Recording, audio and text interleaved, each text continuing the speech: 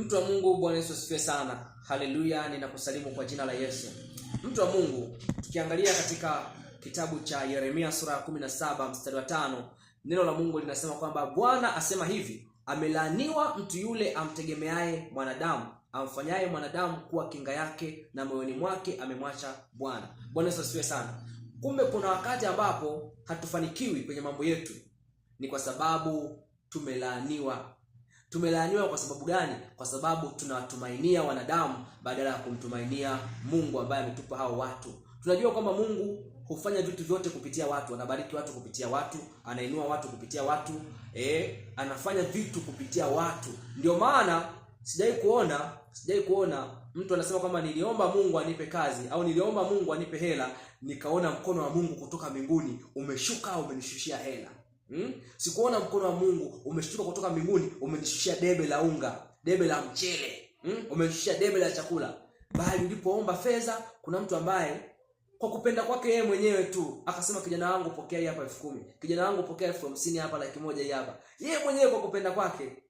Sio kwamba umemuomba sometime, na wakati mwingine unaweza kuwa umemuomba, lakini pia ni Mungu mwenyewe anaweza kama amesema na wewe kwamba umuombe mtu fulani, na amesema na moyo wake pia, kwa anatoa kwa kupenda, na alikuwa anajisikia pia kutoa, pengine hajui ampe nani.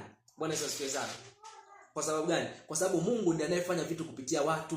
Kwa hiyo kumbe, kwa sababu Mungu ndiye anayefanya vitu hivyo kupitia watu, maana kumbe haitupasi sasa kuweka tegemeo letu kwa hao watu, bali tegemeo letu liwe kwa Mungu. Ndio maana mwandishi wa Zaburi anasema kwamba nitayainua macho yangu nitazame milima, msaada wangu unatoka wapi? Msaada wangu katika Bwana aliyezifanya mbingu na nchi. Kumbe msaada wako hautoki kwa watu, hautoki kwa baba, hautoki kwa mama, hautoki kwa mjomba wala shangazi, hautoki kwa rafiki yako. Msaada wako unatoka kwa Mungu. Ndio maana hujui ni nani atakayekusaidia, ni nani atakayekubariki, ni nani atakayekuinua. Hao unaoona wana uwezo, wana fedha, wana mali, wana vyeo, kama si watu ambao Mungu ameruhusu wakubariki, wakusaidia, wakuinue, watakuwa na mali zao na watazitumia vibaya, watazitumia hata ovyo. Kuliko kukusaidia wewe, watazitumia hata kwa matumizi mabaya. Kwa sababu gani? Kwa sababu Mungu hajaruhusu hao watu wakusaidie. Ndio maana hawatakusaidia, hata waombe hawatakusaidia. Utamuomba kwa sababu ni ndugu yangu, ni babangu mdogo, ana mtaji mkubwa na biashara nyingi, atanipa nafasi fulani, au atanipa mtaji, au atanisaidia. Unaomba msaada na hakusaidii. Kwa sababu gani? Kwa sababu tumaini lako wewe hujaliweka kwa Mungu, umeliweka kwa mwanadamu. Mungu ndiye anayejua nani atakayekusaidia, nani atakayekuinua. Ndio maana mara nyingi sana huwa tunaona kwenye nyakati ngumu za mapito, za magumu, wale watu ambao tunawapenda, tunawaamini, tunacheka nao, tunakula nao, watu ambao tunakuwa tunawasaidia wakiwa na shida, hao ndio wanakuwa wa kwanza kutukimbia. Hao ndio wanakuwa wa kwanza kutusema vibaya. Wanaanza kusema, nilijua ataanguka tu yule, nilijua atafeli tu, nilijua ataibika tu. Wanakuwa watu wanaokuwa wa kwanza kututangaza kwa ubaya kwa watu wengine, kwa jamii. Lakini wanaokuja kutushika mkono hata katika aibu zetu, katika mabaya yetu, katika magumu yetu, ni wale ambao tulikuwa hata hatuwafikirii. Pengine tulikuwa tunawadharau kabisa, pengine tulikuwa tunawapinga, pengine tulikuwa tunaona hawafai, hawana maana. Ndio wanakuja kuwa watu wa msaada kwetu, kama vile ambavyo wanasema kwamba jiwe walilolikataa waashi limekuwa jiwe kuu la pembeni. Familia nyingi unaweza kuona kwamba zimesaidiwa na watoto ambao wao wenyewe wazazi walikuwa hawategemei, wala walikuwa hawahesabii kabisa, walikuwa wanawadharau na kuwa mistreat. Hao ndio watoto ambao wanakuja kuwa msaada kwenye familia.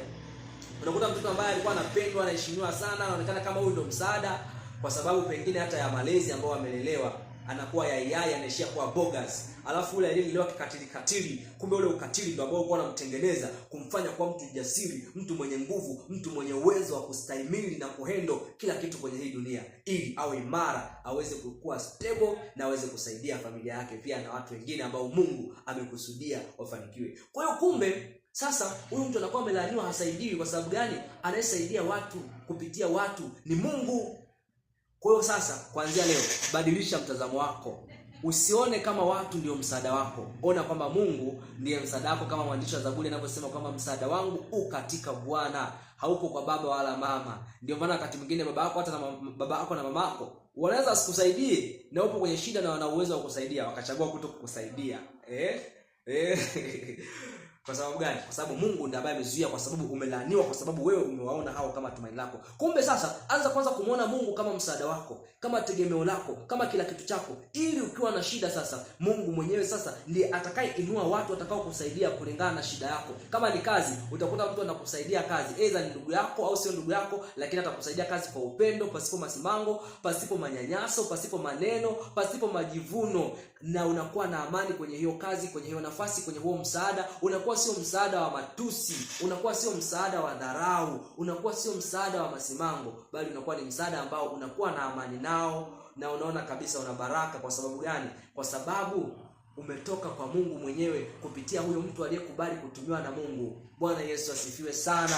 Haleluya.